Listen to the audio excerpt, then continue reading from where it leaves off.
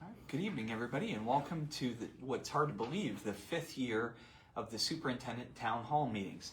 Tonight, I'm joined with our Superintendent, Mr. Rob Showalter. I'm the treasurer, you're the superintendent. I'm the Superintendent. I'm with the Treasurer, Mr. Rob Showalter, who's going to talk to us a little bit about the 5-year forecast in today's session.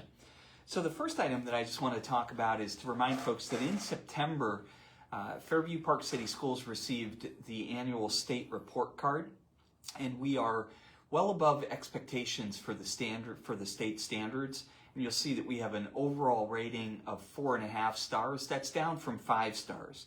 But in most of the areas that you see there, with the exception of college and career readiness, we are at 4 stars or above.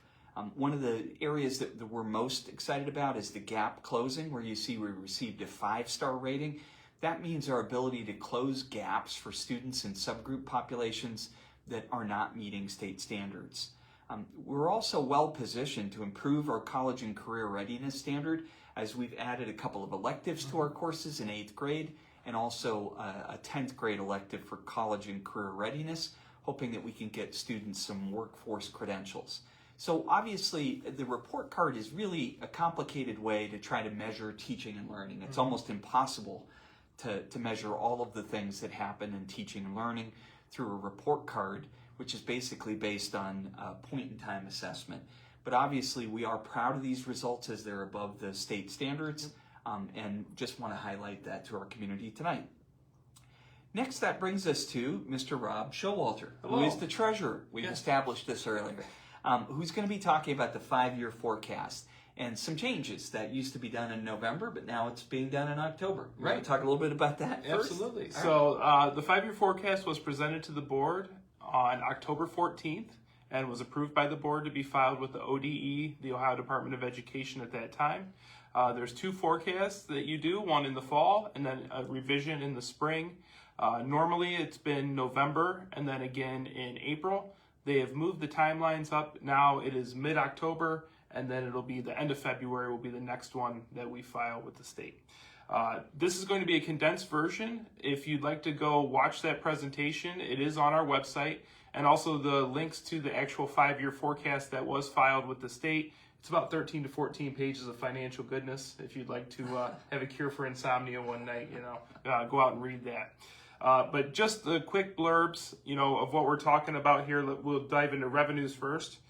So you can see in our general fund where our money is going to come from this year, and we're talking fiscal year 26, $28.4 million. Most of that is made up of property taxes. 10% is made up of grants and aid, or they talk about the fair school funding formula. About 10% of our revenue comes from that. And then other revenues come from class fees, any rental income that we receive, or any interest that we make from the bank. On the expenditure side, where our money goes, $26.7 million this year. We are a service business. We teach children, and so we don't make product and resell it or anything like that. So our biggest expense is always our people. Salaries and benefits take up the biggest piece of the pie. And then we have purchase services, materials, supplies, and some equipment and other things that make up those expenditures. In a nutshell, total annual revenue is estimated to remain steady throughout the remainder of the 5-year forecast, and our expenses are estimated to grow at an average of 3.9% per year. And that's kind of what we always try to attack is the expenditures.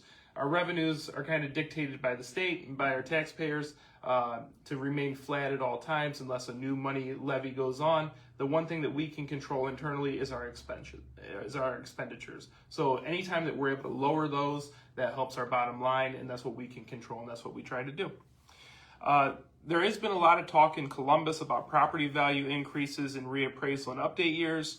Ohio legislator, you may have seen, is considering various proposals to help reduce these kind of non-voted tax increases on taxpayers based on inside millage. There were a lot of proposals that came out of the budget bill. They were vetoed at the last minute by Governor DeWine. Some of those are starting to be reversed in the House. They haven't went over to the Senate yet, but we're keeping a close eye on things as they change. And if they do, that we'll let everybody know. The Senate has not met, like I said, so those vetoes do remain in effect, and that's why we've kept our revenue kind of stable throughout the rest of the forecast. Great. So this is our forecast as baseline as you can get. Our beginning cash at this year was $9.5 million. We have revenues of $28.4 that we just talked about, expenses of $26.7. So we think that we're going to have revenue over expenses this year of $1.7 million. And you can follow that line through the rest of the forecast. Up $1 million, almost break even, and then we start to spend and dip into our reserves there.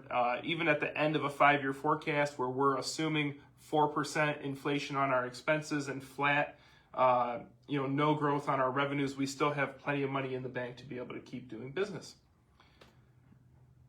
If you'd like to get in contact with me or have any questions as you review the full forecast or watch the full presentation online, you can always get a hold of me at my email. You can call me, I'm extension 1119. You can follow me on X, formerly known as Twitter. I always post out the 5-year forecast links there, and also our monthly financial report. So if you follow along, you can follow month by month on how we're doing. And this presentation, the full slide package is also available on our website. Just go to Departments, Treasurer, and Financial Reports.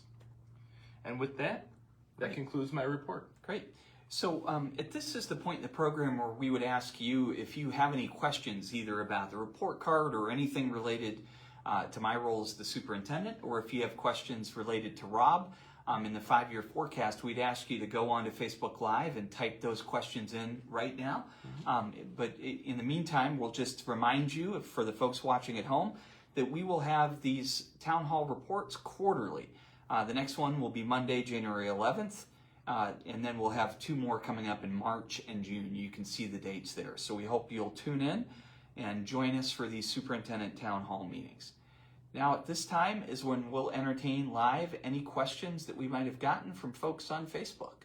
Any questions, Dan? Not yet, but no questions. We'll give it a second. 10 seconds. Okay. All right. Play the Jeopardy theme. Jeopardy theme. We've got the show coming up November 14th and 15th. I believe so.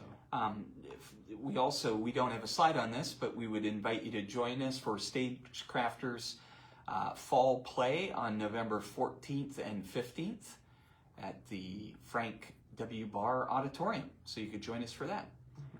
Any questions? No questions. All right. Well, there are no questions for tonight. We appreciate you for joining us on this town hall and hope to see you via Facebook Live next quarter. Thank you very much and have a good night. Thank you.